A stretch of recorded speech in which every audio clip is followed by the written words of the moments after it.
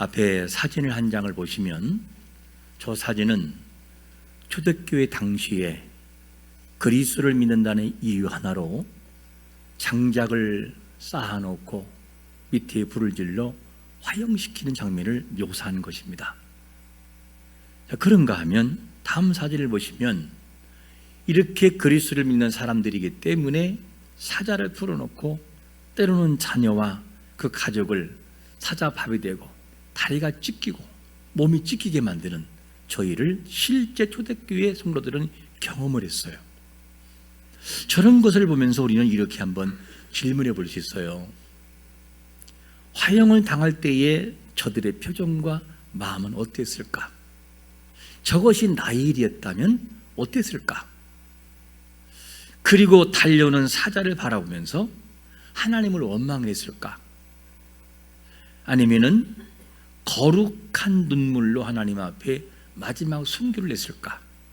이런 다양한 질문을 던져볼 수 있어요.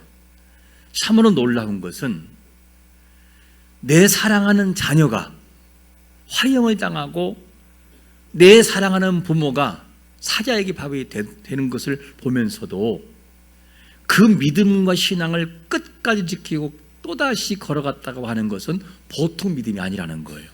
그거는 하나님의 능력이 아니고서는 버텨낼 수 없는 것입니다.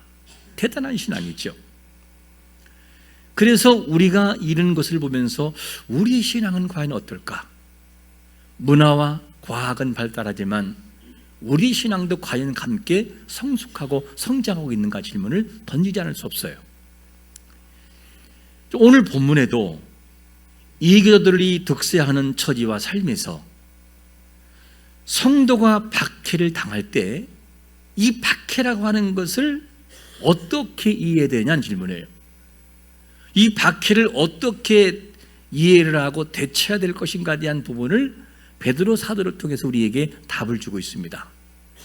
그러면 성도들이 고난을 당할 때, 극한 고난이 있을 때에 무슨 생각을 하지 말아야 되느냐? 당부하는 것이 첫 번째로 이렇게 말합니다. 이상한 일 당하는 것으로 생각하지 말라는 거예요. 12절 말씀 같이 읽어볼까요? 시작. 사랑하는 자들아 너희를 연단하라고 오는 불시험을 이상한 일 당하는 것 같이 이상히 여기지 말고, 불시험을 당할 때 이상히 여기지 말라라고 우리에게 당부를 해요. 우리가 시험을 당할 때 이상히 여기지 않나요? 아니 우리끼리 얘기지만 솔직히 시험이 오면 이상하게 여겨요? 이상하게 여기지 않아요? 이상하게 여겨요. 왜 그러냐면 하나님 내가 뭐 잘못했어요? 왜 나예요? 왜 나에게 이런 일을 당해야만 돼요? 이렇게 우리는 원망을 한다고요. 그리고 그 일로부터 나오기가 굉장히 힘들어요. 이것이 우리가 겪는 보편적인 마음이에요. 본문에서 왜 불시험이라는 단어를 사용했을까? 실제로 초대교회 당시에 불시험 같은 화형당하는 것이 있었기 때문에 그럴 수 있고, 또는 성도로서 사람으로서 견디게 힘들 만큼의 극한 고난을, 강력한 고난을 불시험이라고 표현할 수 있어요. 중요한 것은 뭐냐면 그것이 화형이든 톱으로 써는 것이 됐든 짐승에게 잡아 먹이는 것이든 강력한 불시험인 것은 분명하다는 거죠. 그래서 성도가 이 땅에 살면서 내가 견디기도 버거울 정도의 고난이 다가오면 이상하다, 이상하게 생각하지 말고 그거를 하나님이 우리를 연단하는 과정으로 생각하라는 거예요. 불시험은 너희를 연단하려고 이렇게 표현돼요. 연단하려고. 본문에서 말하는 시련 또는 연단이라는 단어가 원문에서는 뭐라고 표기되고 있냐면 페이라스몬이라는 이 헬라어 원문을 사용하고 있는데, 이것은 단순한 그냥 시련이 아닌 성장과 성숙을 위하여 너희에게 다가온 시험이라는 거예요. 그 단련의 과정이 있으므로 네가 성숙하고 이 과정을 통해 네가 성장한다, 그 얘기를 하는 거예요 지금요. 그게 뭐냐? 너희를 연단하라고 하는 페이라스몬이라는 단어예요. 그러니까 이 말을 정리해 보면 성도에게는 모든 것이 평안이 있으므로 성장과 성숙과 감사도 있지만 때로는 성도에게 극한 고난이 있으므로 성장하게 되고 성숙하는 과정이 있더라는 거예요. 그래서 연단이 있으므로 너희가 정말 극한 고난이 있을 때 이상하다, 이상하네 이렇게 생각하지 말고 그거를 믿음으로 받고 생각하라, 그 얘기예요.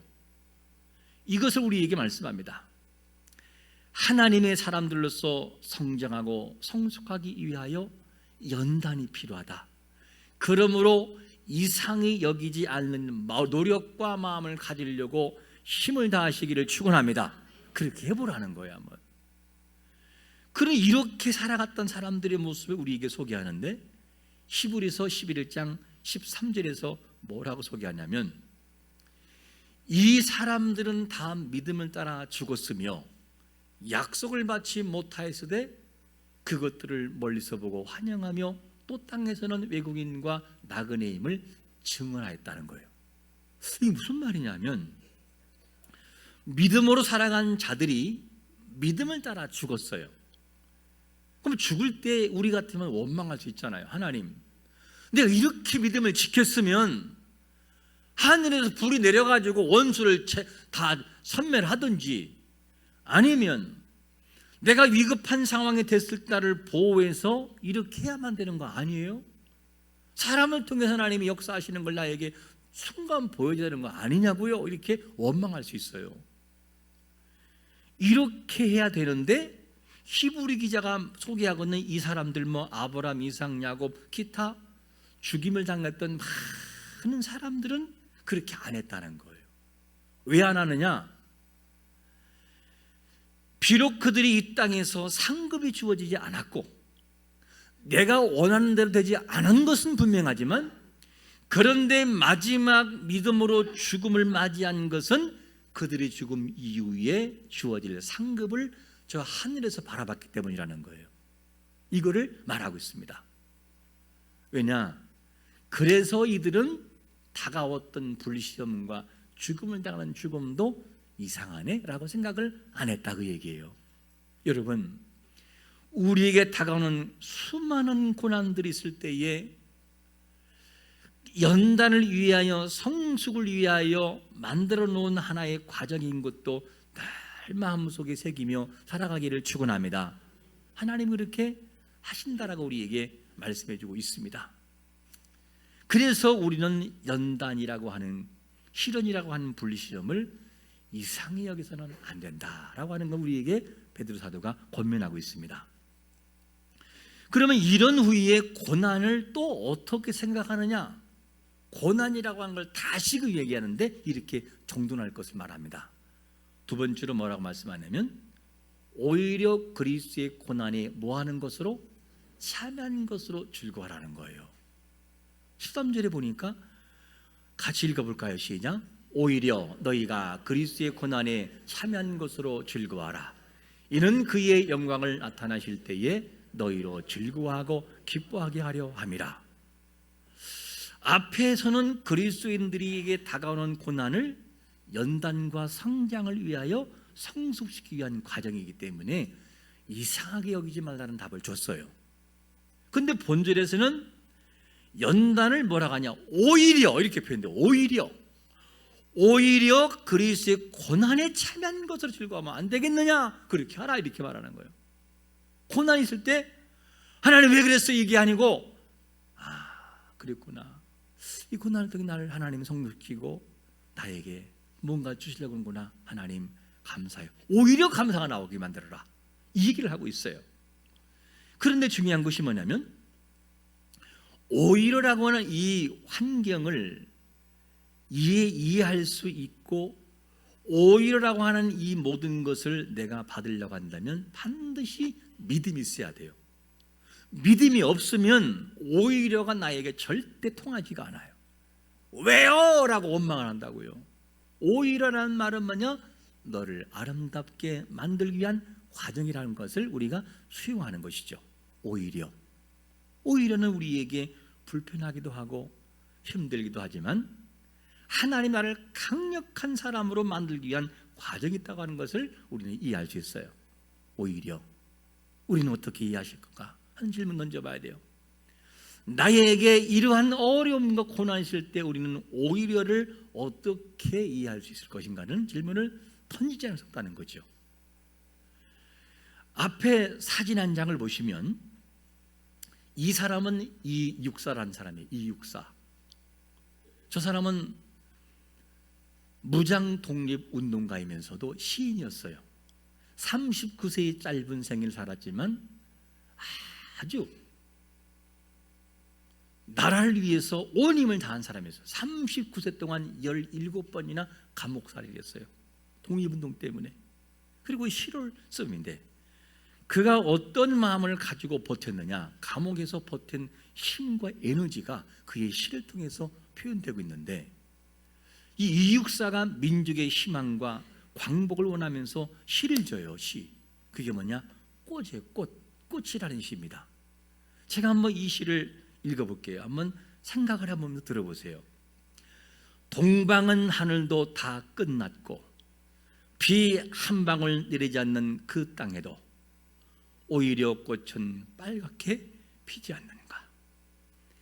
내 목숨을 꾸며 심어놓는 날이여, 북쪽 툰드라에도 찬 새벽은 내 눈속 깊이 꽃 맹아리가 옴짝거려 제비때 까맣게 날아오기를 기다리나니 마침내 쳐버리지 못할 약속이여, 한바다 복판 용솟이는 곳 바람결 따라 타오르는 꽃송에는 나비처럼 취하는 회상의 무리들아, 오늘 내가 여기서 너를 불러보노라. 야, 이거를 뭐 아멘, 시를 주고 아멘 할 수 있지만, 예?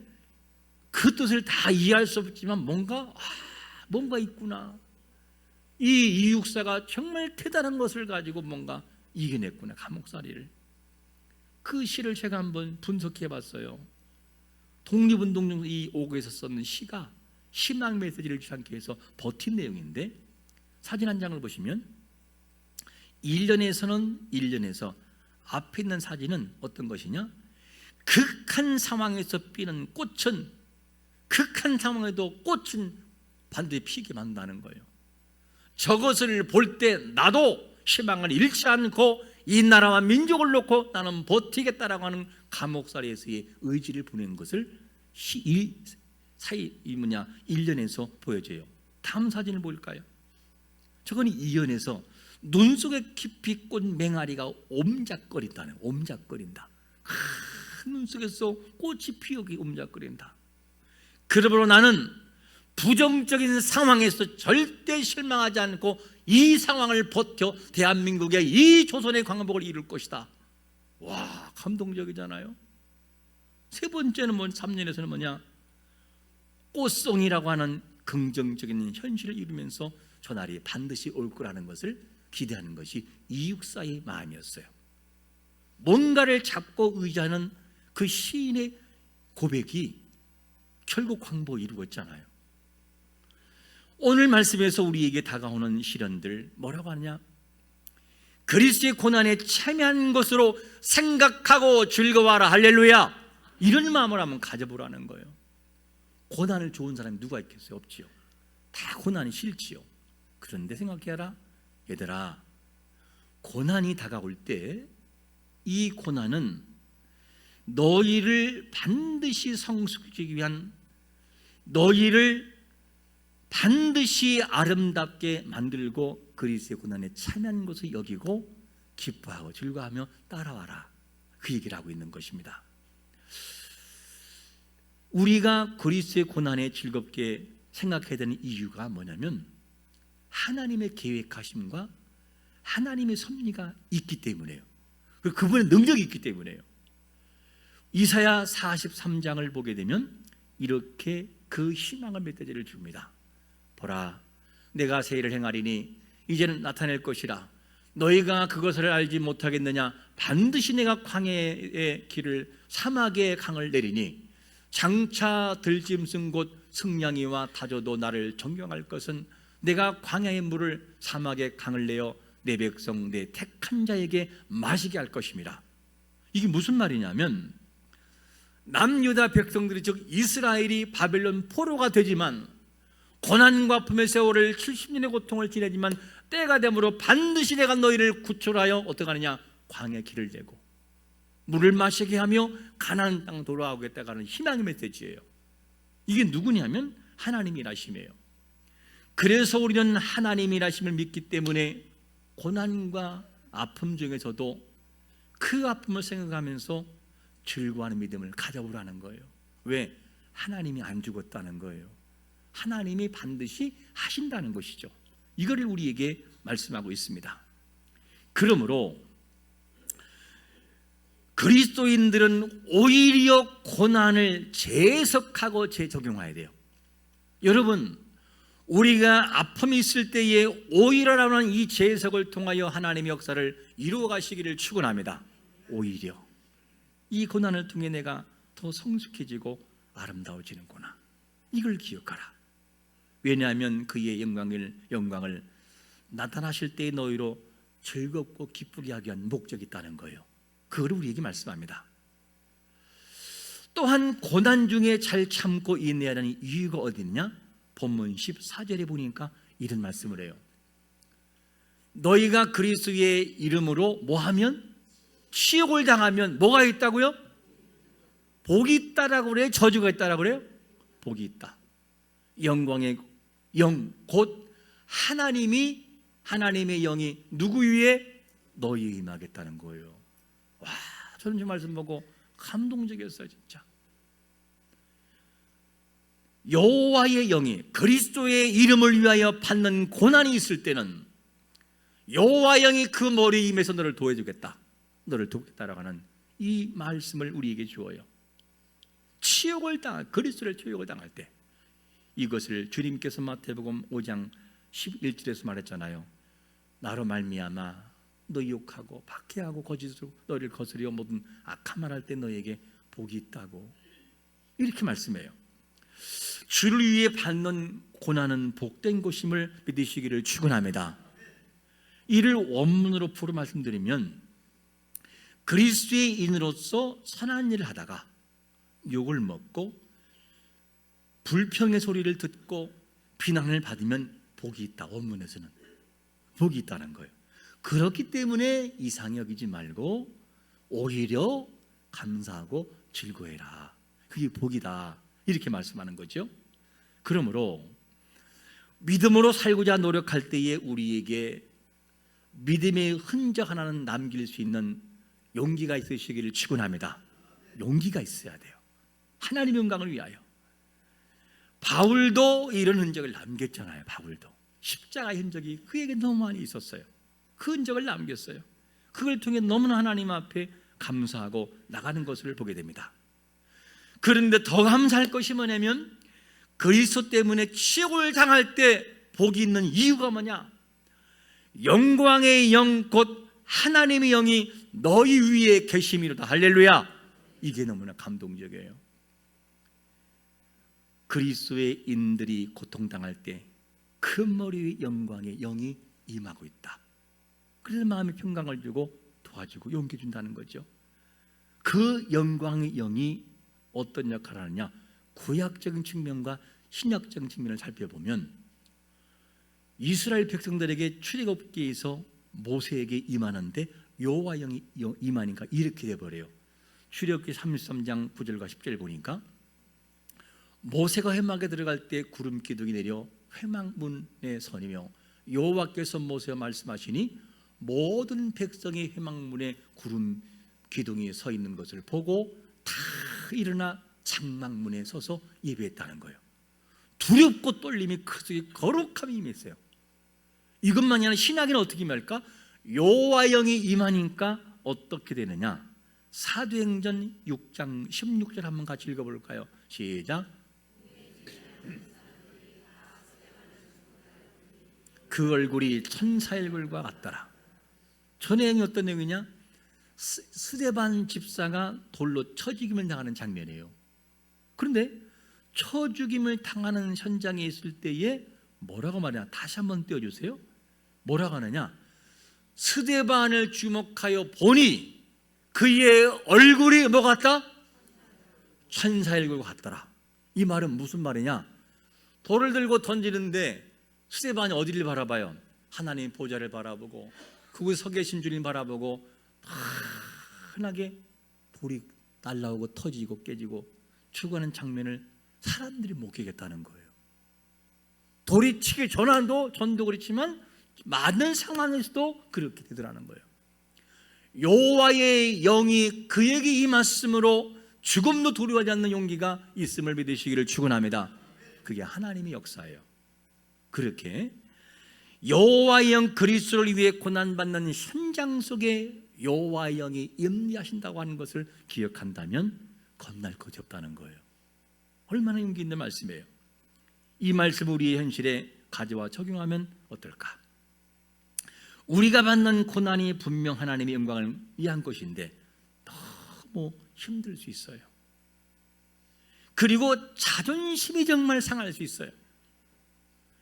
그리고 기분도 상하고 모멸감을 받을 수 있습니다.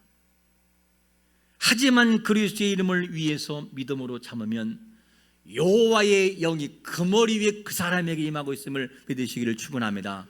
그래서 우리는 감사할 수 있다는 거예요. 그래서 고난이 우리를 향해서 밀려올 때 너희는 어떻게 하느냐?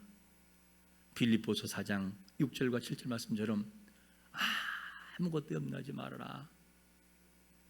너 감사함에 나의 기도해라. 그러면 너의 마음과 생각 내가 지켜줄게. 이 얘기를 하고 있어요. 이 말씀이 우리의 인격 안으로 파고들기를 축원합니다. 우리의 인격을 하나님의 성품으로 만들어가는 은혜가 있으시기를 축원합니다. 하나님이 아셔야 돼요.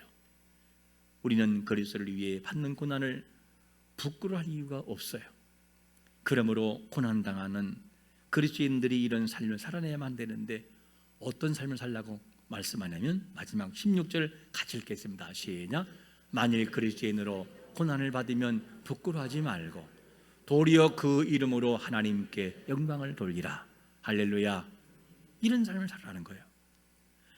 우리가 그리스도를 인해서 받는 상처의 영광, 바울에게는 십자가의 흔적이 있듯이 우리에게도 이 상처가 있을 수 있어요. 고난을 당할 때 이상한 일 당하게 생각하지 말아라. 이상한 거 아니다. 내가 너를 성숙하고 너희 교회를 이 민족을 성숙하게 만드는 과정이니 그렇게 생각하지 말아라 라고 말씀하는 거예요. 그리고 오히려 이런 고난을 통하여 더 아름답게 성장하고 성숙할 것이다. 걱정하지 말고 나를 의지하고 다가와라. 그리고 난 후에 영광의 그날에 하나님 주실 상급을 바라보고 열심히 뛰어라. 실망하지 말고 그 얘기를 하고 있는 거예요. 이 믿음의 역사가 우리에게 있어서 고난이 이상한 것으로 간주되지 않고 오히려 고난을 통해 하나님의 사람답게 만들어진다는 희망 메시지가 우리 마음속에 심겨지기를 예수 그리스도의 이름으로 축원합니다. 아멘. 우리 한번 잠시